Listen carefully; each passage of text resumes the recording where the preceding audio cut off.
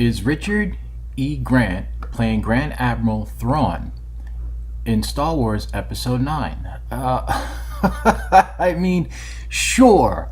Why not? Look, at this point, how many more days until a story comes out saying that JJ Abrams is going to be repurposing B. Arthur's footage from the holiday special to bring that character into this epic cluster F of a Star Wars movie? Oh my God.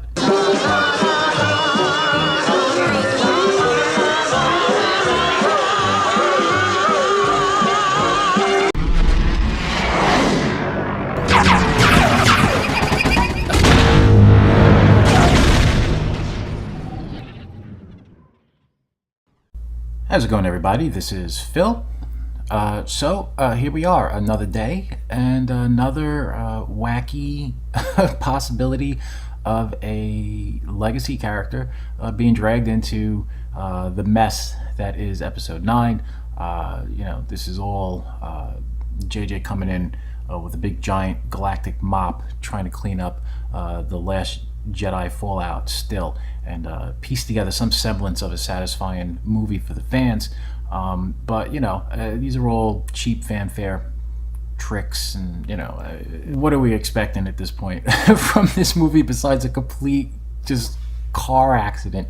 Now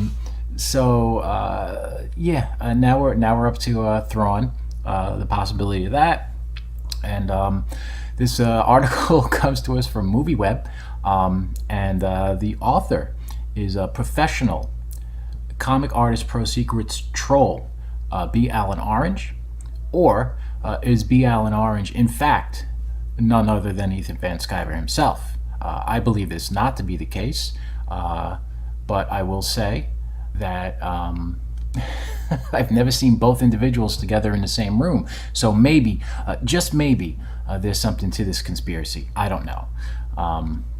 Maybe there'll be a clever reveal snuck into the CYBERFROG comic. I'll have to keep an eye out for, who knows. And since we're on the topic, congrats to EVS for hitting the $500,000 mark on his Indiegogo campaign for CYBERFROG BLOODHONEY. I believe there's still a few hours left if you haven't backed the project and intend to, and I'll put a link for his Indiegogo in the description of this video. So without further ado, let's get going with this article and see what we got here. So it says, watch what happens closely. Don't worry, it's impossible to look away from this car wreck at this point, because Episode 9 is starting to get really interesting. Right before the weekend got underway, Disney and Lucasfilm announced the official cast and production start date for Star Wars Episode 9, which is this Wednesday, August 1st. Among the many new details released, it was revealed that 3 new cast members have been added to the movie. Kerry Russell, who we all believe is going to be Mara Jade, was officially confirmed, alongside Naomi Ackie, who I have no idea who that is and what her role could possibly be, and Richard E. Grant. While the Russell and Ackie characters haven't been revealed, we now have some hot and steamy rumors. Hot and steamy, like a fresh turd on a cold day, that Richard E. Grant is playing a new villain. New to the big screen side of things at least. Yippee. Comic books and other novels have resurrected Grand Admiral Thrawn from the legend side of the Star Wars universe and turned him canon. The character also appeared in the hit Disney XD animated series Star Wars Rebels. Now it is believed that Thrawn will be making his first ever big screen appearance in Star Wars Episode 9, and he'll be played by Richard E. Grant. First concept paintings and casting calls have leaked and point towards a new villain in Star Wars Episode 9 with the codename Xander. This villain is playing a huge role, bigly, in Star Wars Episode 9, and the role requires the actor to undergo a huge transformation. This has all led into the speculation that this is definitely Thrawn and that Richard E. Grant is playing him. Well, speculation and definitely are on like opposite sides of the spectrum. Speculation is conjecture based off of a theory with no real evidence, and it definitely means that something is certain. I guess if you want to play the game, yeah, sure. Why not? Thrawn is going to be in this movie. I'll play along. Okay, so this goes on to say that pro snoopers with an ear to the ground and an eye for Star Wars leaks have been quick to put 2 and 2 together. Sounds like a conspiracy theory. Here we go. Richard E. Grant played Dr. Xander Rice in Logan, so Lucasfilm is using that as the code name for his character. Richard E. Grant, who was always a little goofy in his younger career, has grown into quite the Star Wars villain in his old age. He could be a descendant of Grand Moff Tarkin, but some intrepid fans have pointed out that when Richard E. Grant goes blue, he certainly has that Thrawn look we've seen in Painting's art and animated Rebels series. Match that with the fact that the actor has to undergo an intense makeover, and we may have our answer. Secrets continue to leak out of the Star Wars camp as shooting gears up for this Wednesday. Some preliminary shooting has already happened according to some reports. One of the new tidbits to float out of the sawdust and debris as the crew gets the Millennium Falcon back in shape is that Rey and Kylo Ren, Reylo, is that what they call him, will be having a meeting inside the cockpit of this iconic ship. I mean, this is certainly huge. This is huge news. I mean, look, Rey and Kylo Ren together on screen having a private meeting in the cockpit of the Millennium Falcon. I wonder if Kylo Ren will have his shirt on in the cockpit when he's alone with Rey. Will he have his pants on in the cockpit with Rey in this huge scene that I cannot wait to see? I don't know about you guys, but I can't wait to see this huge Kylo Ren cockpit scene on the big screen with Rey. It's going to be thrilling. Fuck, this movie is the worst. Kylo Ren will definitely be stepping back inside his father's famed vehicle. This is said to be a nod back to a deleted scene that had Kylo Ren and the stormtroopers of the Starkiller base investigating the vessel after it had landed on the gigantic galaxy-destroying weapon in The Force Awakens. Okay, well, keep nodding back to those scenes from the sequel trilogy, and we'll all try to keep from nodding off as we watch it. In further news, there's more, guys. It has seemingly been confirmed that Kylo Ren will now be known as Supreme Leader Ren throughout the duration of the sequel, as was hinted in The Last Jedi. Sure, that's great. It was confirmed in the big Lucasfilm press release that Mark Hamill is returning as Luke Skywalker. There's no news there.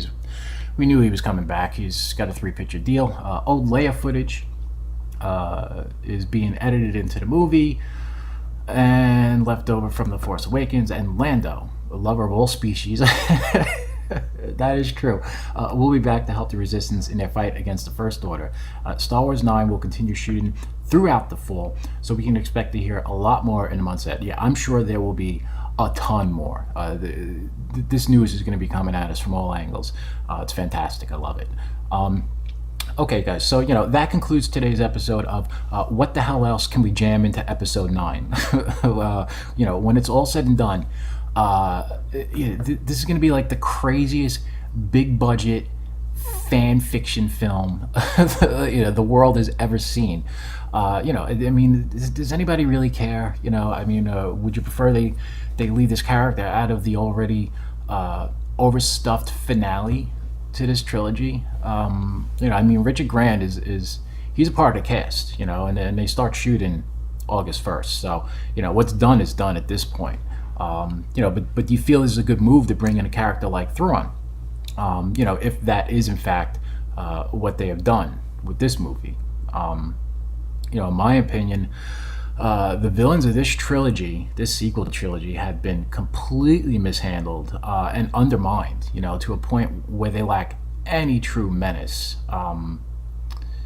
Bringing in a competent villain that feels dangerous and raises the stakes, and isn't played for laughs as an antagonist is a wise decision.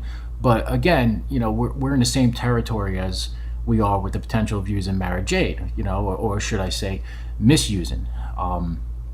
It kind of sucks that all these legacy characters and expanded universe characters are being dropped into this trilogy as an obvious attempt to salvage whatever they can from the wreckage you know, and the fallout from the Last Jedi aftermath. Nothing about it feels deliberate or organic, you know, or planned. You know, it just feels desperate. You know, all of this stuff should have been in the early planning stages of this trilogy, well before the first frame of film even began rolling. You know, a well thought out, grand, epic space opera adventure, you know, in the Star Wars universe, utilizing everything from the beginning, conceived with an overarching storyline for all three movies, would make me feel a hell of a lot better about using characters like Lando and Mara Jade and Grand Admiral Thrawn, you know, because they were always meant to be in a story from the word go, and not cheaply trotted out, you know, as like a get out of jail free card, to try and mitigate the failings of inept planning leading up to this point. You know, so I mean, look, that's all I got on this tidbit of news for now. How do you guys feel about the potential of Thrawn making it onto the big screen and into this movie and trilogy finale? You know, I mean, it's just, it's crazy. It's really crazy where we find ourselves at this point within this franchise and with all these movies. Like I said, the sooner this film comes to a close, the better I think we'll all be moving forward. And then decanonize this trilogy. That's the push. That's what I want to see happen. Who knows? They probably won't do it, just out of stubbornness. But I think, you know, on a long enough timeline, that might be the way to go. Anyway, as always, thanks to all for watching this video, and if you enjoyed it, please give it a thumbs up and feel free to comment down below. And if this is your first time here, welcome, and please consider subscribing to my channel by hitting the subscribe button, and be sure to hit that little bell so you can get notified the next time a video goes up if you want to be bothered by me. Hope everybody had a great weekend, and until next time, be happy, be safe, be healthy. Have a great day, guys. Bye-bye. So say goodnight, friend. Good night, but not goodbye.